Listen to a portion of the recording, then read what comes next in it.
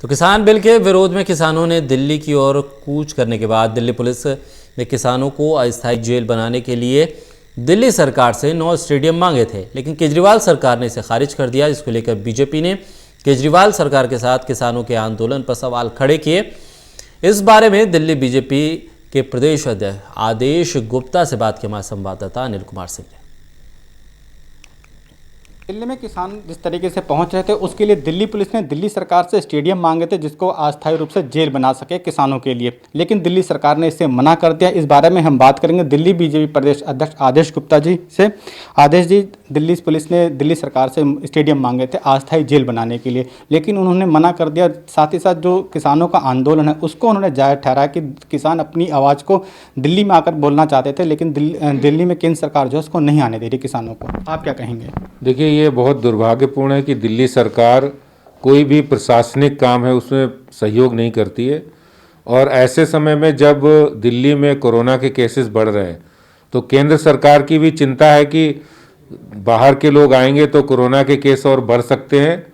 इसलिए इस काम में दिल्ली सरकार को दिल्ली पुलिस की मदद करनी चाहिए थी।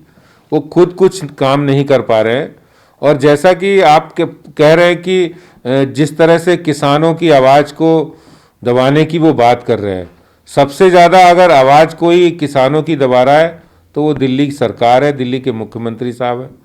हम जब गांव में गए तो यहाँ दिल्ली में एमएसपी से उनकी फसल की खरीद नहीं हो रही है। दिल्ली के किसानों को किसान का सम्मान और दर्जा नहीं है। दिल्ली के किसान को वो सुविधाएं नहीं है जो देश के अन्य राज्यों में किसान होने के नाते उनको मिलती है, चाहे वो खाद और बीज पर सब्सिडी हो, या सिंचाई की सुविधा हो, या बिजली में सब्सिडी हो, या ट्यूबवेल के कनेक्शन की बात हो, या ट्रैक्टर कृषि संयंत्रों की खरीद हो। जब वो खुद कुछ नहीं कर पा रहे, अपने गिरेबान में झांक कर देखिए केजरीवाल साहब, आप किसानों के साथ क्या कर रहे हैं? आप किसानों का गला घोट रहे हैं, और आप इस तरह की दोहरी और दोगली राजनीति मत करिए। जो वास्तव में जो काम है किसानों के लिए वो काम करें। आपकी सरकार है, दिल्ली की सरकार दिल्ली के किसानों का गला घोट रही।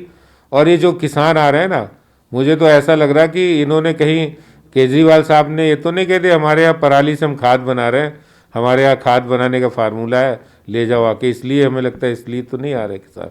आम आदमी पार्टी के राज्यसभा सांसद हैं संजय सिंह, उन्होंने भी ट्वीट करके कहा कि केजरीवाल जी से कि आप दिल्ली पुलिस को स्टेडियम ना दीजिए जेल बनाने के लिए, बल्कि किसानों का सम्मान कीजिए। जो सम्मान करने की बात है, आप लोग भी सम्मान की बात करते हैं, उनको हर साल में दो बार 2000 रुपये देते हैं उनको। देखिए, सम्मान तो प्रधानमंत्री मोदी जी ने किया है, जो पूरे देश के किसानों को 2000 रुपये त्रैमासिक आधार पर उनके अकाउंट में जाते हैं।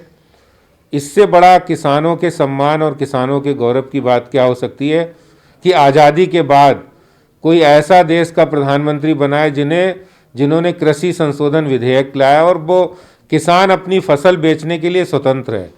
ये जो लोग आंदोलन कर रहे हैं, और जो लोग इस आंदोलन के पीछे, इस षड्यंत्र के पीछे, वो वही लोग हैं जो सीए कानून का विरोध कर रहे थे। वो मोदी जी के हर कदम पर जो प्रोग्रेसिव कदम है उसका विरोध करते हैं, क्योंकि उनकी राजनीतिक और उनकी स्वार्थ की दुकानें बंद हो रही हैं। इधर दिल्ली बीजेपी प्रदेश अध्यक्ष जिनका कहना था कि जो दिल्ली में किसान आ रहे हैं वो किसान एक आंदोलन के तहत नहीं बल्कि किसी राजनीतिक दल के कहने पर आ रहे हैं।